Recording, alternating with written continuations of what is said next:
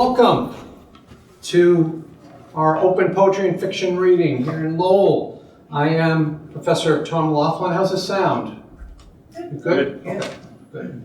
I'm Tom Laughlin, coordinator of the Creative Writing Program here. Welcome. This is an event that is sponsored by the Creative Writing Program and the Office of Student Engagement. And the Creative Writing faculty members and I want to thank the Dean of Liberal Arts, Matt Hurwitz, as well as Marie McDuffie Clark and her staff, or their staff rather, at the Office of Student Engagement. Jeff Kaplan and his communications department interns who are here with some cameras on us. And Beth Noel, who is the Director of Marketing Publications, helps us get word out. I'm excited to be here and thank you for showing up. It's great to come together as an MCC community and to support and hear our creative voices and support one another in the different styles. And it seems today more fiction than poetry, which is great. We're going to dive in with some stories and hear things. And this is MCC is a community that is about support, and so if you hear things you like, snaps and claps and other things to let people know that you enjoy their work. So again, there are food and drink outside, help yourself anytime in between, but let's get started with some wonderful creativity here. Our first reader is going to be Andrey Goubanov. Andrey. Let's hear it for Andrey.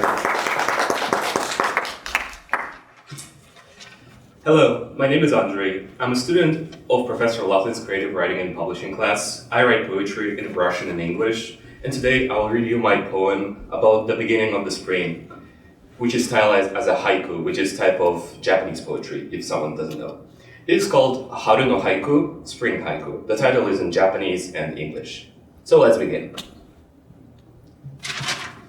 The metallic touch of February's icy glass cage left my town.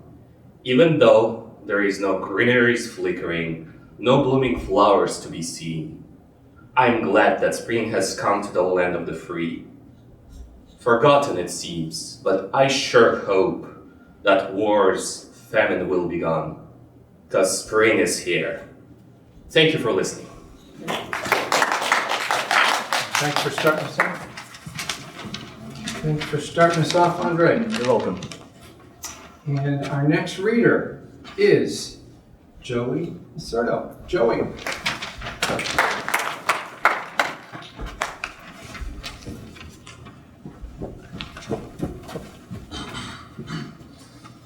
Hello. Hi, I'm here to write. I'm here. Okay. I didn't expect there to be cameras here. But I'm Joey. I'm a wannabe author. I have some stuff which is up online, but I'm not really comfortable with sharing it here. But I have some stuff which I am part of Professor Joe Nardoni's Creative Writing 150 class. And I'm here to read the opening excerpt of a short story which I have written. It's called Apocalypse Maiden. And I'll start off. The grease-stained walls and rotted oak of my room really did not keep the glare of the giant billboard outside my shelter. Dishes? Consider them done. Buy a Hakita brand worker drone today. The words are burnt into my mind as my fingers fly across the keyboard. It was a Hakita brand drone that I was going to imprint my program onto.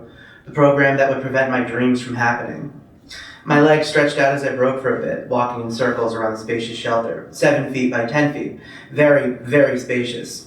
Of course, those who could buy a drone could afford a much larger shelters, which they called houses. Multi-room shelters, rooms that are way larger than any shelter here in the 5th slum. I could afford this because of the outrented work from those who could exploit me. I had an incredible exploitable to code, which caused 4th-party companies to exploit me as a 5th party for just 2 cents an hour. Non-stop work caused me to buy this for a pricey $4. It's not often that people here have such cushy exploitables. Some can't even have exploitables, or don't in general. I hear a thud outside and the sound of crying babies. More kids born with defects, the parents not wanting them because of their quote-unquote impurity. I immediately think of how many of them are there because of their disabilities, whether they be intellectual or physical. The intellectual ones have started to outnumber those with physical disabilities these days. I close my eyes as red light drenches over me. I recall myself standing amidst a pile of drenched bodies, drenched in blood, soot, rainwater. The stench of death and petrichor enters my nostrils at the mere recollection of the phantom memory. A tear streaks down my cheek. All I could see was red. It was a dream, but it felt so real. A premonition, perhaps? No, I don't believe in that bullshit. I felt the eyes of many past versions of me, women of great power, women of minor unimportance. I could tell looking at them. Some stood in grand halls, others hunched over small machines, ancient machines. All were responsible for the piles and piles of bodies next to them. I felt a presence above me in this dream. It was a hideous blob of suffering and death, tendrils and arms spread across realities.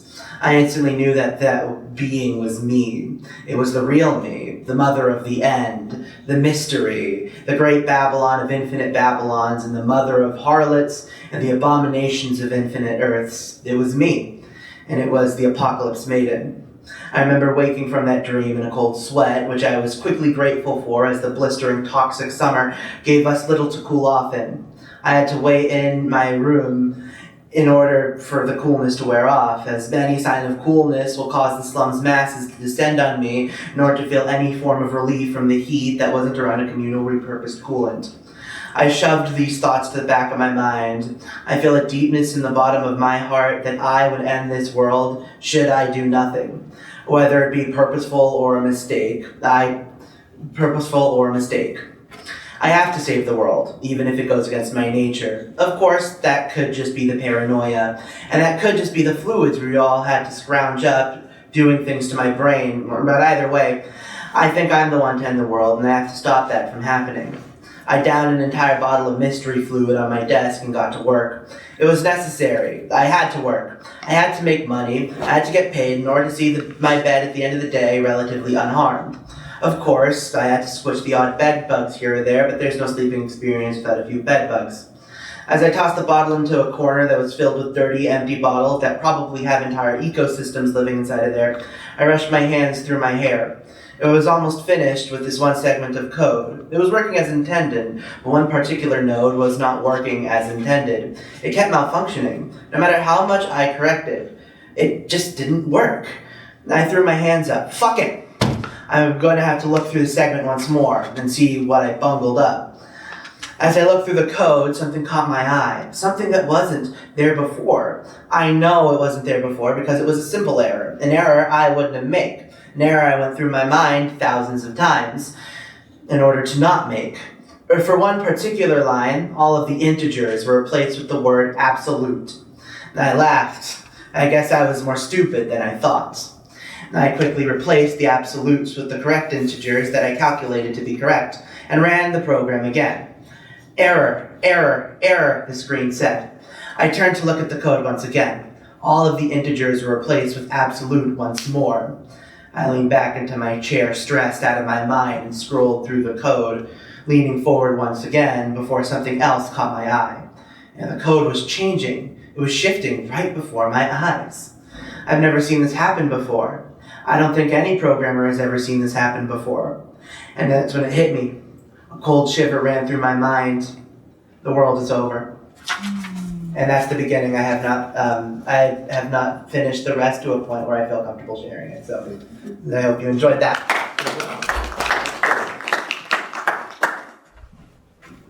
Thank you, Joey. And our next reader is Lisa Eggleston. Lisa.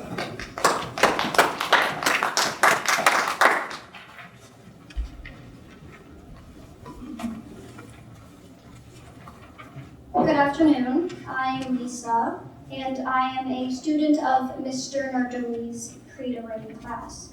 I will be sharing a short fiction that I wrote for an action assignment, but I enjoyed it so much I figured I'd share it. It's called Untamed Dash. I could feel the grass snag on my knees as I was running. I must squint my eyes to see the open field ahead and covered in wildflowers.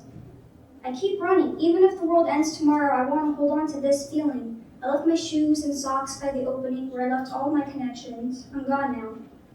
My heart is beating louder than the sound of my open feet breaking the untouched land. My untamed dash to the end of the field. My heart and feet are victors of my mind, and I know now that I won't be able to stop them. I'm dueling with the urge to sneeze with an army of pollen. This is it now, the incline. I've been feeling and craving, and the feeling I've been craving and the urge I won't be fighting. I'm free as I dash wildly to the top of the hill. I slow my pace just to hang on to the suspense and the freedom of adrenaline. Then I stopped. Looking down, the hill I see a glade, as bright as the sun and as wild as vines claiming a ruin. I left the world behind for this moment. I'm sure my connections to the world is blowing up with concerns, stereotypes, expectations, and obligations. But it's just too bad. I'm not there. I decided to stay here for a while. I'm a bird breaking free away from its cage, wings frantic with freedom. That's all.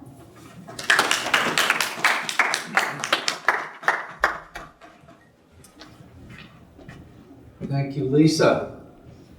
Our next reader is Emma Olson. Emma.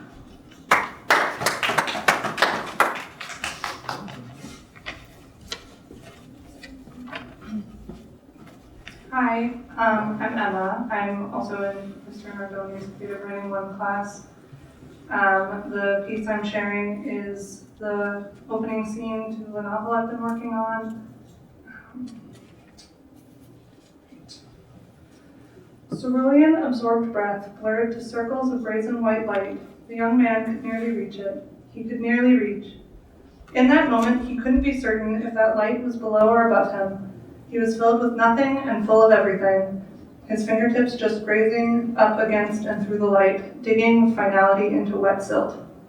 Below, down below, clawing and sifting, it seeped into him, pooling through cracks in his palms. It filled him and he choked on it, gasping. He took in lungfuls of water nearly frozen.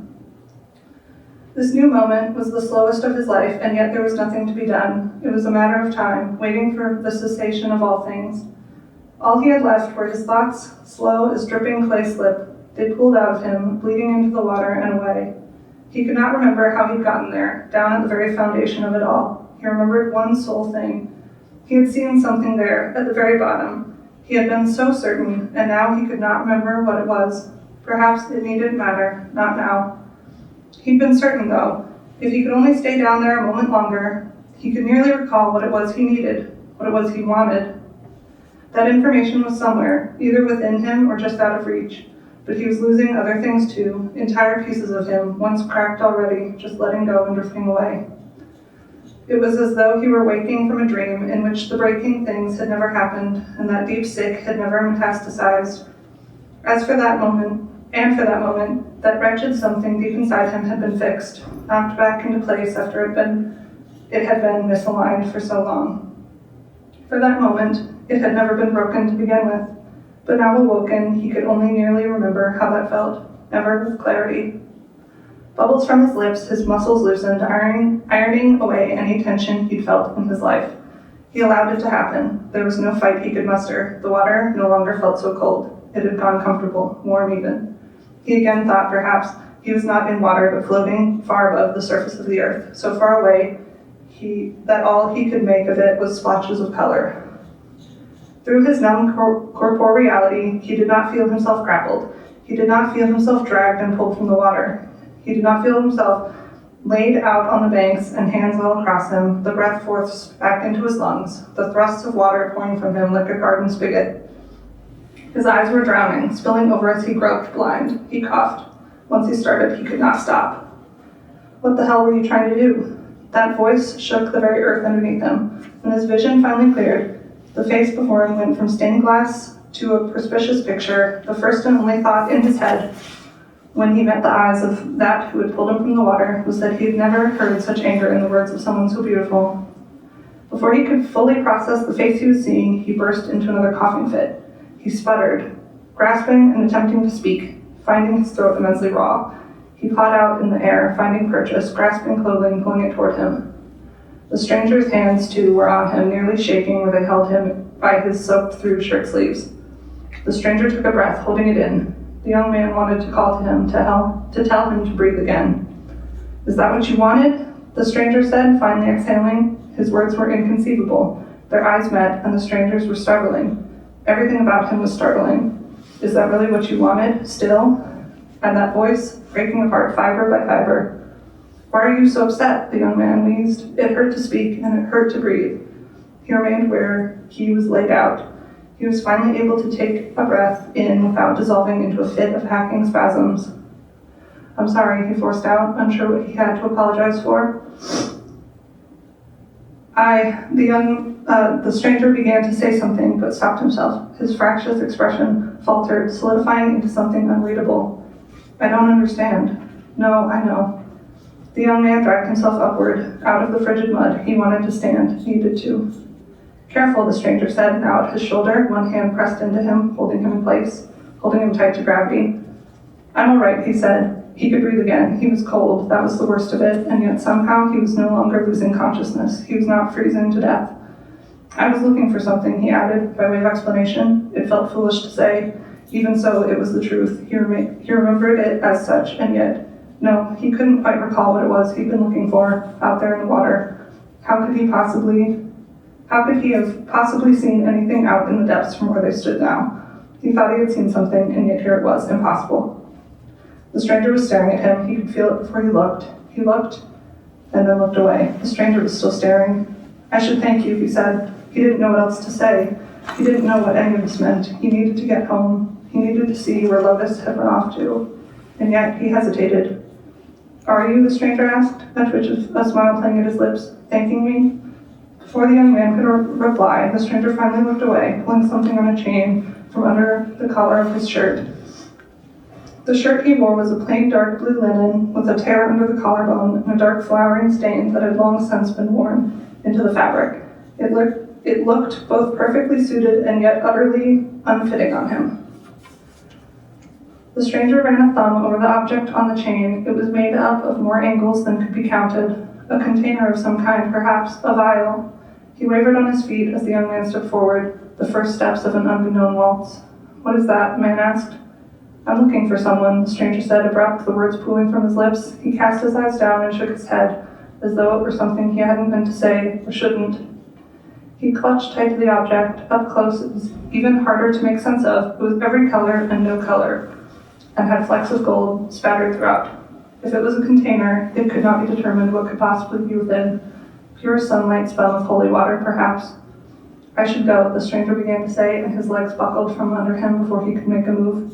The young man came forward and, collecting him like falling rain, eased him down where moments ago he himself had been hemorrhaging water across the ground. "You're not well." "No," the stranger gasped. The word itself a ghost on his lips, he still clutched the object on his neck. It looked dulled somehow, and had become tangled with another. The second item on its own chain was a plain ring band. It was old, tarnished. When the young man knelt down over the stranger to check his pulse, his sight snagged on the worn engraving on the ring. It was only a single surname, Moore.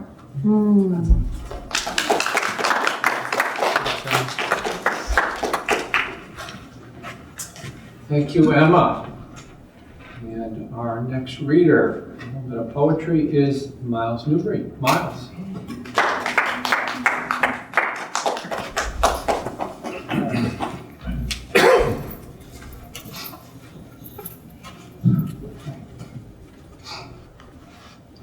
I'm Miles Newbery. I'm part of the creative writing class.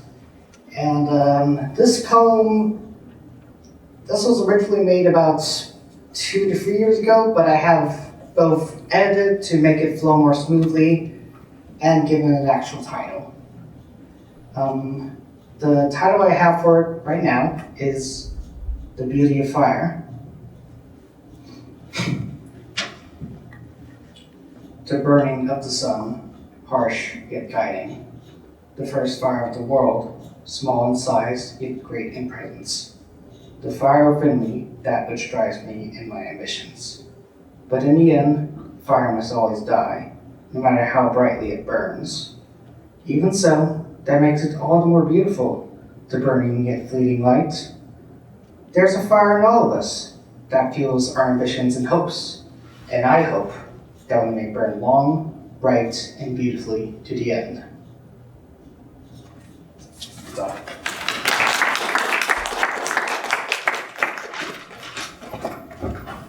Thanks, Miles.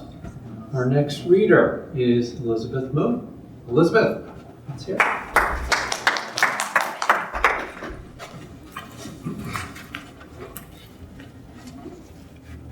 Hello, I'm Elizabeth. I'm very new at this. So I have a poem from Professor Bennett's class that I'm workshopping that I'll be reading, and then also an excerpt from an assignment for Professor Nardoni's class. So the poem. Mother embroidered love on my back. I could not see the glory, and so I cried. Fault lines, a fissure, a fracture, 1,000 brittle bird bones ready to crack. Yay!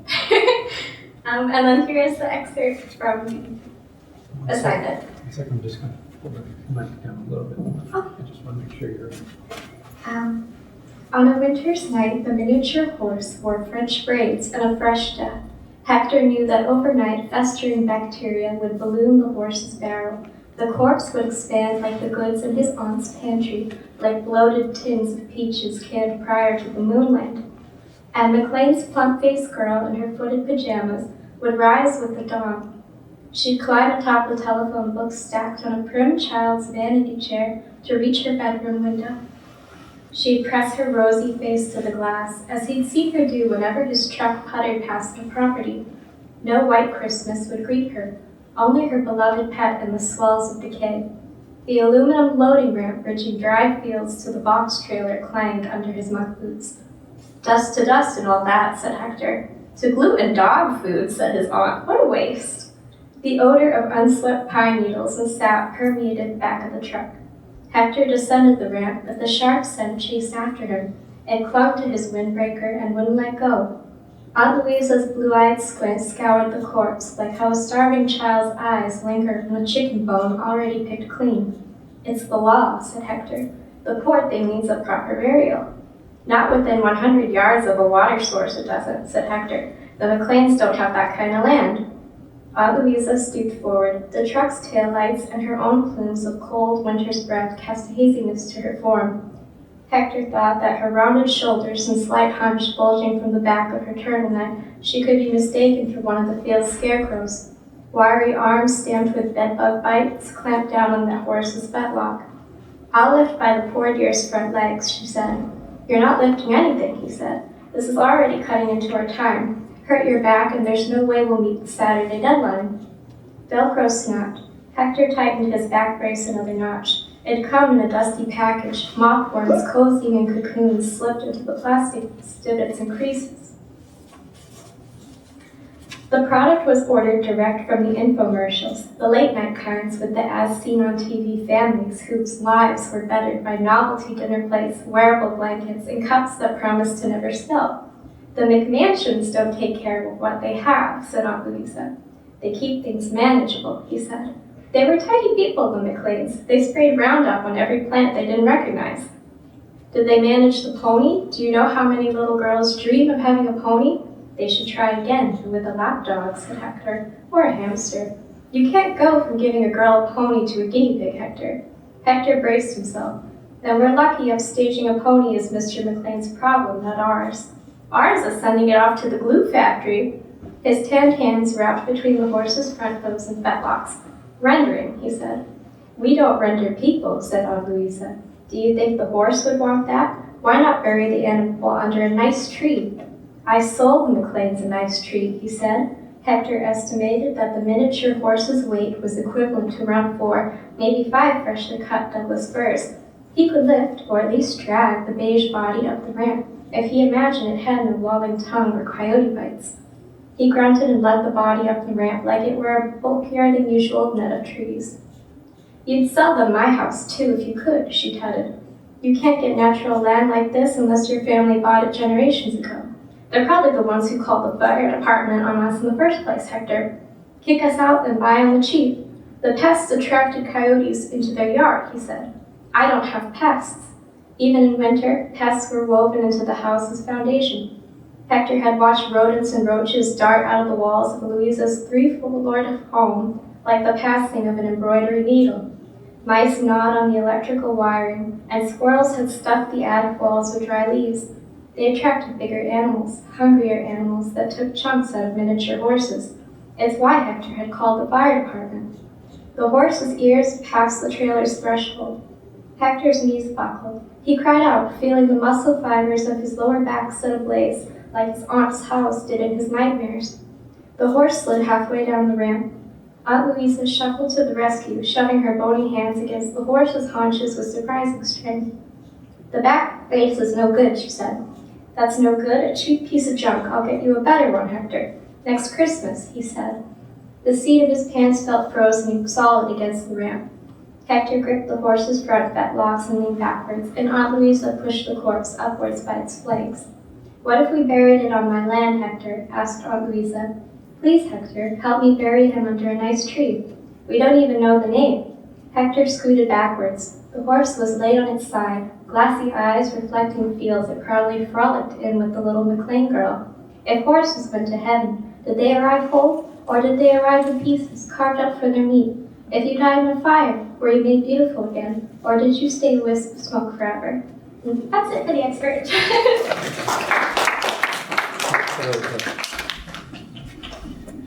Thank you, Elizabeth. Our next reader is Pirak Som. Pirak.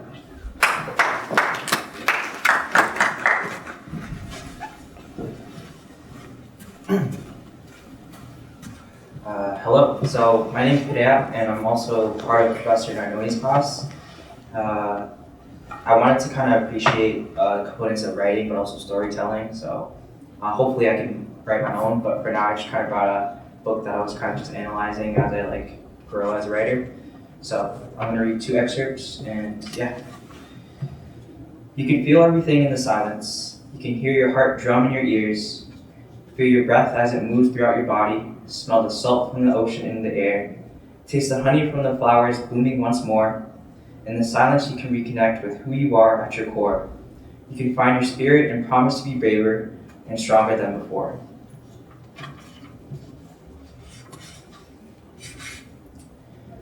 Maybe not tomorrow or the time it takes for the earth to dance around the sun, but someday I want to know what it is to coexist with my mistakes. To know that I will not live a life of free of them, but that this is okay. To exist alongside the mistakes, but forgive them too, knowing they do not define me in all that I can achieve and do. Thank you.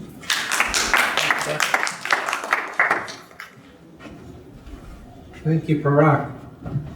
Our next reader is Michelle Whalen. Michelle.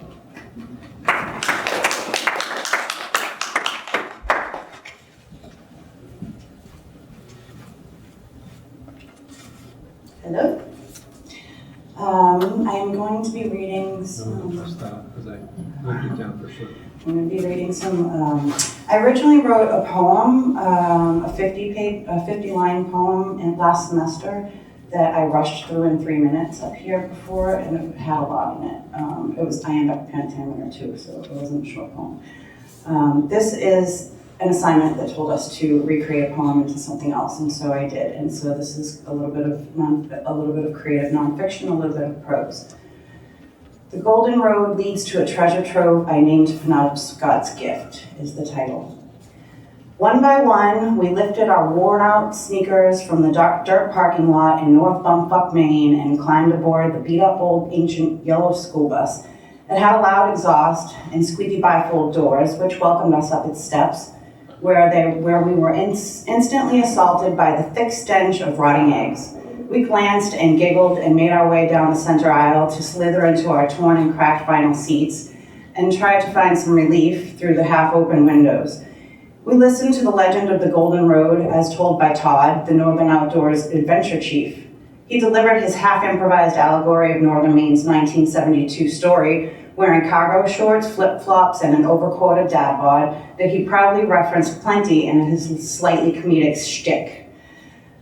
Dodging accusatory looks from the whole group of us, he swore up and down that what we were smelling was just the exhaust from the bus and told us to just carry on.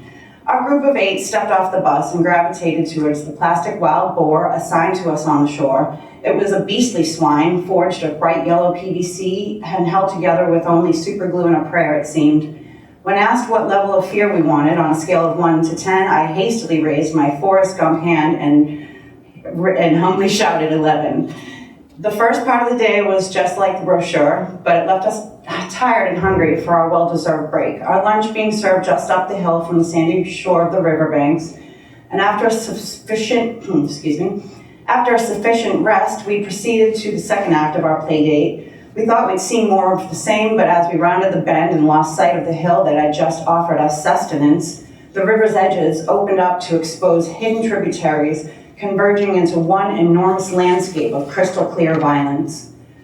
With her thrashing whitecaps and oversized whirlpools, this bucking bronco provided a soundtrack of rushing water so overwhelmingly loud that you could barely hear Todd shouting paddle commands from directly behind us. It was all fun and games until we got to the part when I thought my brother was dead. I watched as he got sucked under the boat in high-speed slow motion. I got a lump in my throat as the thought of his permanent demise and shouted, "Oh my God, did he just die?" Then his newlywed bride let go of the rope and stood up to shout, "Where's John?" rather than hold on for dear life.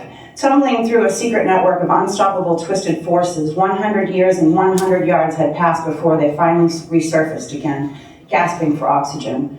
I looked in the eyes of the mischievous guides who served John and Rayanne the 11 I ordered for breakfast and asked, "How could you not warn us?"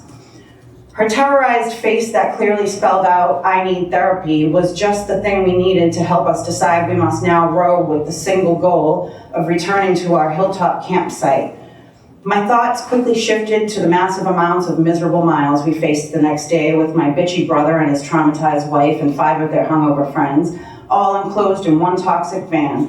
Dread turned to delight when whitewaters faded from sound and sight, and the guides from the raft suggested we relax. "Go swim, have a float," they said. The rest of the ride is a bore. With my smile a mile wide, I was airborne before their words were even finished. I jumped ship to go meditate far, far away from the angry 8. I moved my body to a horizontal plane and became one with her loving liquid embrace. My ears now submerged with heart-beating breaths echoing off the sides of my skull and my chest. I felt fully alive as I stared straight up and aimed my gaze directly at the center of the sky to give my eyes the illusion the only backdrop I see is the pretty blue screen behind cartoon cloud curtains drawn almost perfectly. I listened for the audible silence while I savored the sounds of the bubbles and river flow. I could hear people talking above the undertow as I searched for and found my long-awaited zen. I snuggled deeper into a peaceful float as my skin became soggy and fingers wrinkled, each cell embedded with that sweet smell of mountaintop minerals. I widened my view to allow the treetops to enter when I suddenly gasped with unadulterated glee. An American bald eagle was soaring effortlessly in the shape of infinity, flying right overhead at a height that allowed him to speak eye to eye with the highest of the evergreens I had just spied. Right before I heard an unfamiliar guide calling out, "We're the last raft, you have to get on or you'll be left behind." I failed to see the problem with this scenario, but nevertheless I surrendered. I know, and with no effort at all, the guide yanked my vest and brought me and my precious oar to rest aboard our floating safety zone. I offered my gratitude. "Thanks, dude. I wish he'd just left me," I thought. And that's it.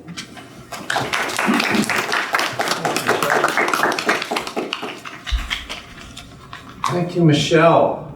I'm going to pitch in a final poem, but before that, just want to offer a big round of applause for all our readers today. Really wonderful, creative work. Good job. Thank you. As part of our scheduled readings for the spring semester, our first MCC Visiting Writer Series reader was to be the poet, translator, editor, scholar, Lesley University Professor Emerita, Boston Poet Laureate, former Boston Poet Laureate, Danielle Legros-George. She was scheduled to read last month on February 11th, but unfortunately the reading had to be canceled. Tragically, Danielle Legros-George passed away on February 11th.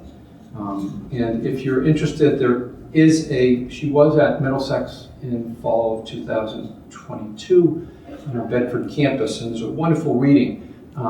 If you want to view, it is on our Creative Writing at Middlesex website on the schedule of events page. If you scroll down, the archives are there. There's a wonderful recording there. I'd like to read a poem by Danielle Legros-George that was published last week online and in the March 3rd, week ago Monday edition of the New Yorker magazine. The poem is drawn from a forthcoming book. She had a book just come out in January called Three Leaves, Three Roots, poems on the Haiti-Congo story from Beacon Press. But she has another book that is about to come out in May. It has a long title. It's called Acts of Resistance to New England Slavery by Africans Themselves in New England. And it's being released in May by Staircase Books. Danielle Legros-George was a member of the Colonial Society of Massachusetts and the American Antiquarian Society, groups who do scholarly research on early colonial history in this country. And this book of poems it came out of her scholarly research on individual enslaved people in colonial times in New England, particularly those involved with freedom suits. And freedom suits were lawsuits that were filed, involved enslaved people arguing in courts for their freedom, that their enslavement is a violation of the state constitutions where they live. And so she was doing research on freedom suits, those lawsuits, and the individuals in those.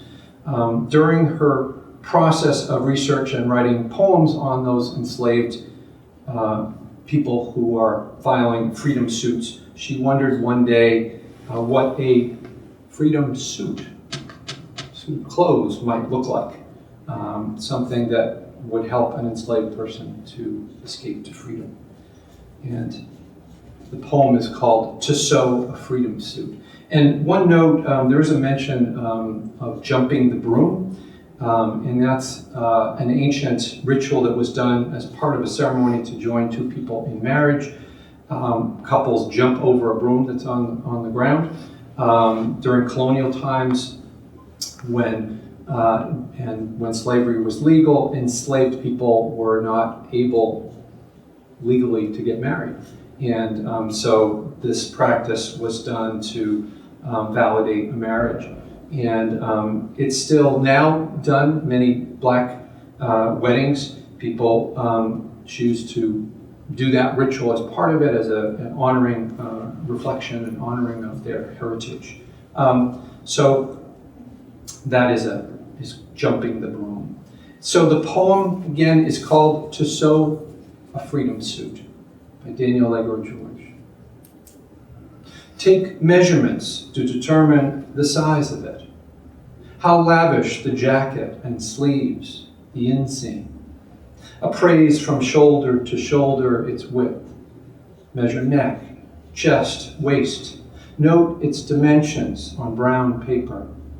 Otherwise, in the green field of your imagining. When and where you will wear your suit. Consider. Running an errand in town as if for another, knowing to hide in plain view as a kind of candor. Jumping the broom or another revelation of a grand joy. Which design to espouse? Three-piece with jacket and pants ideal for winter? Vest for keeping cool where there is no winter? Dress of preposterous number of buttons? Make the pattern. Choose your fabric. Pin the paper blueprint to your cloth. Cut along the edges of the paper pattern pieces, then cut again along the flanks of your green fields imagining. I'm going to round of applause for that. And again, want to thank everyone for being here. I wanted to just hit you with a couple announcements coming up.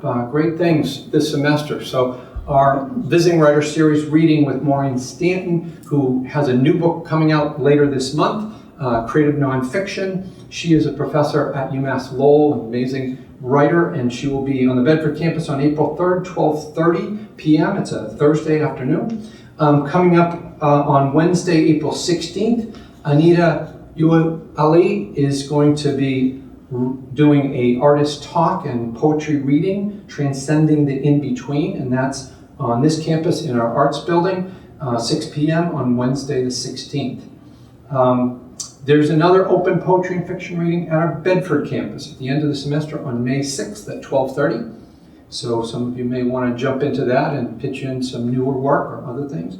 Right after that is also a celebration of Dead River Review, which is the literary magazine of the college. And I want to strongly encourage all the readers today to submit work. Also to talk up friends, other people that are creative writers, we're looking for poetry, for fiction, for creative nonfiction, for essays, for paintings, for digital images of all sorts, for music, films, translation, reviews, anything. And I teach a class where students, a couple of people who read today are editors, and I teach a class where we will be producing issue number 10 of Dead River Literary Magazine. So on the back of those people who read, there's information on the back of your list of readers. There's also QR codes outside that'll take you to Dead River Review, is deadriverreview.com, and take a look. Lots of great work over the last number of years, past issues from students, faculty, alumni, lots of wonderful work, and would love to see you submit and have us review your work and pull you into the next issue. So please submit your work and also talk it up. So again, thanks everyone for being here. Help yourself to refreshments, chat with the other writers, and again, have a wonderful rest of the day. And let's hear one big more round of applause for everybody who read today. Good work.